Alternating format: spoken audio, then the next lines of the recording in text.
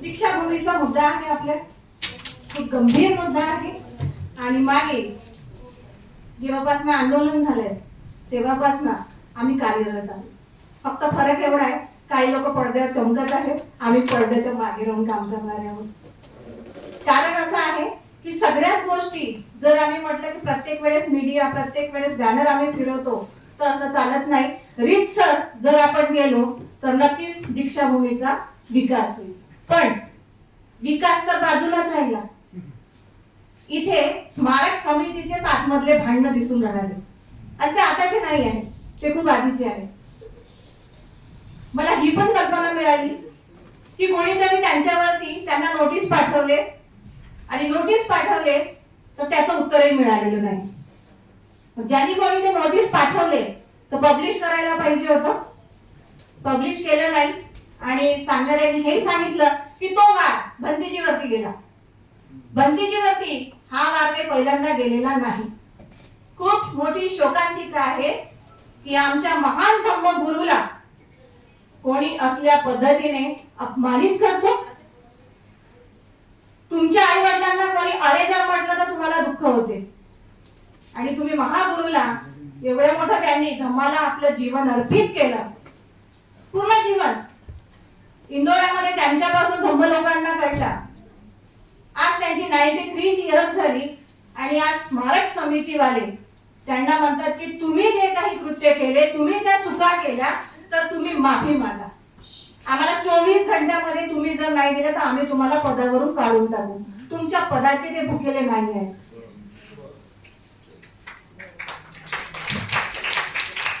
पदाचे भुकेले नाही आहेत, परंतु स्मारक समिती ही काही पहिल्यांदा धम्मगुरूचा अपमान नाही करत आहे.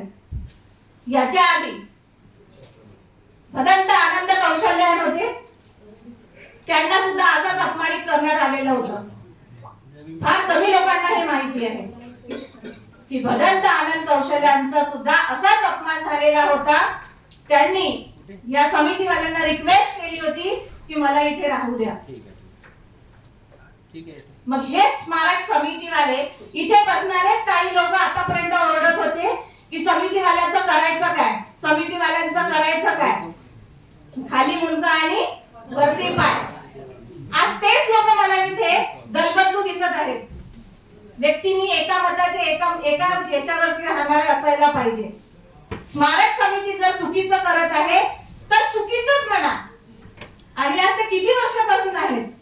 आज भंतेजींना एवढे वर्ष झाले धम्मामध्ये आहेत, धम्माला समर्पित झाले, एवढ्या मोठ्या महान धम्मगुरूला अशा पद्धतीने अपमानित करतात. त्यांना जाब विचारायला जनता समोर नाही करायला पाहिजे, जनतेने नाही का विचारायला पाहिजे की का आणि तुम्ही कोणत्या धुतल्या तांदळाचे आहात, तुम्ही काहीच नाही केलं. सर्वात जास्त भ्रष्टाचार तर तुम्हीच केलेला असेल त्याच्यामध्ये, कारण की बाकीचे सदस्य तर बाहेरचे त्यांनी कधी घेतलेच नाही. आठवते का कोणाला तुम्ही सदस्य बनलेत का स्मारक समितीमध्ये? एखाद्या वेळेस कधी जीआर फिरवला का की तुम्हाला सदस्य बनायचं आहे, किंवा जाहीर आव्हान केलं का, जाहीर मीटिंग घेतली का एवढ्या वर्षांमध्ये जर इतिहास बघितला तर? पण एवढं त्यांनी सगळं करूनही आज ते काय म्हणतात, स्मारक समितीमध्ये अध्यक्ष नाही पाहिजे. सहमत आहे मी, 93 इयर्स झालेले आहेत, समितीमध्ये नाही पाहिजे होते. ही पद्धत नव्हती, हा त्यांचा खूप मोठा अपमान आहे. छान गॅदरिंग करून त्यांना रजा द्यायला पाहिजे होती. तुम्ही भर लोकांमध्ये बसून त्यांचा अपमान करता. आणि मला असं वाटतं की त्याच्यामध्ये गवई साहेबांची आई सुद्धा आहे. त्यांची किती वय आहे कोणी सांगेल? त्यांची वय किती आहे?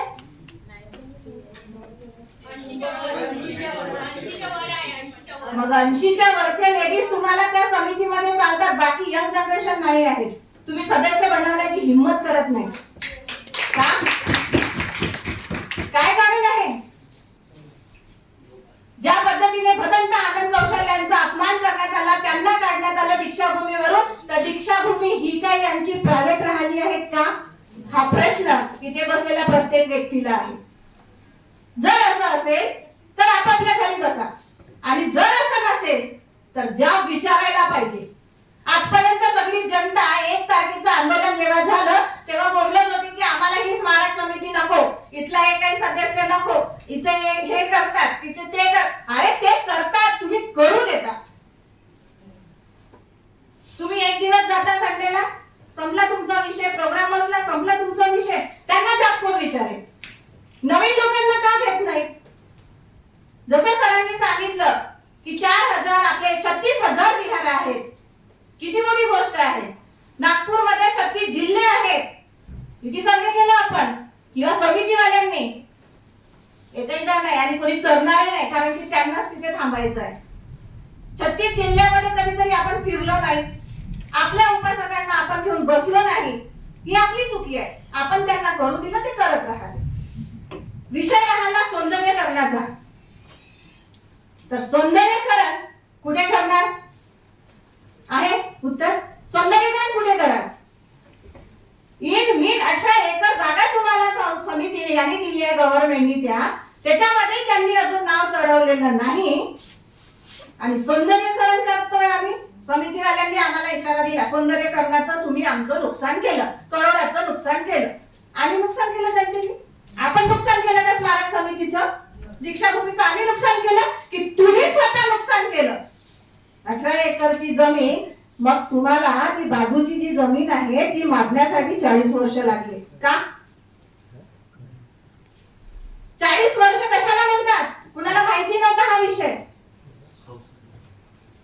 जेव्हा पालकमंत्र्याला मी बोलते की इथे तुम्हाला जर सौंदर्यकरण करायचं आहे तर बाबासाहेबांच्या स्वप्नानुसार सरांनी सांगितल्याप्रमाणे 36,000 विहाराची मेन कोण होतं माहितीये? दीक्षाभूमी. दीक्षाभूमी ही पूर्ण सगळे जे 36,000 विहार आहेत ना, तिथे कनेक्ट राहायला पाहिजे होते. बाबासाहेबांनी भारतीय बौद्ध महासभा कशासाठी बनवली होती? का बनवली होती? भारतीय बौद्ध महासभा बाबासाहेबांनी बनवली की पूर्ण विहाराचे सूत्रधार हे दीक्षाभूमीवरून स्प्रेड होणार, दीक्षाभूमीवरून काम होणार. इथे काहीच झालेलं नाही, कारण त्यांना भारतीय बौद्ध महासभेचे लोक चालत नाही स्मारक समितीला. कुणाला बोर होत आहे का? बोर होत असेल तर मी इथेच विराम करते.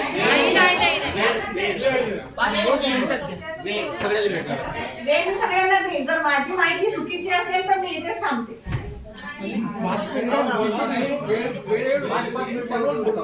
बरोबर बोलत आहे ना? मग याच्यावरती ऍक्शन कधी घेणार काका? राहिला मुद्दा दुसरा की बहुजन मिशन. हा, मी एक बोलता बोलता थांबली. पालकमंत्र्याला मी तेव्हा दसऱ्याच्या वेळेस बोलली. पालकमंत्री कोण होतं माझ्यासोबत? भारती होती आणि किरणताई होत्या. मी त्यांना चक्क बोलली की दीक्षाभूमीला जर सौंदर्यकरण करायचं असेल तर बाबासाहेबांच्या स्वप्नानुसार तुम्ही दीक्षाभूमी घडवत असाल तर कुदळ मारू देणार, अन्यथा इथे काम नाही होणार.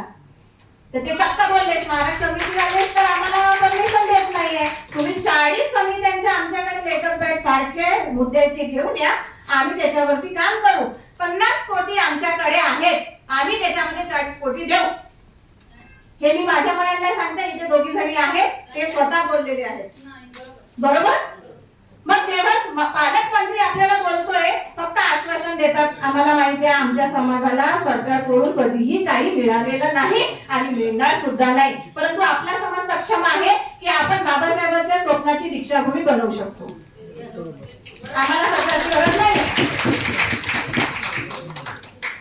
विषय राहिला की बहुजन मिशन ही समिती कोणी तयार केली आहे? कुणाची आहे? मेन फाउंडर कोण आहे? मग मला सांगा, मेन फाउंडर राकेश धारगावे आहेत. साहेब, तुम्ही 40 दिवसाची धम्मध्वज यात्रा काढली, त्याचा लोकांसमोर हिसाब नाही दिला, आम्ही काय तुमच्यावर विश्वास करायचा? मुद्दा तुम्ही खूप चांगला घेतला, दीक्षाभूमीचं सौंदर्यकरण. दीक्षाभूमीचं सौंदर्यकरण करण्यासाठी निष्ठावान लोक पाहिजे, एकाने चालणारे पाहिजे आहेत. कुणाला वाईट वाटेल की शिल्पा कुठला मुद्दा कुठे येत आहे, परंतु ही वास्तविकता आहे. त्याचं काय झालं?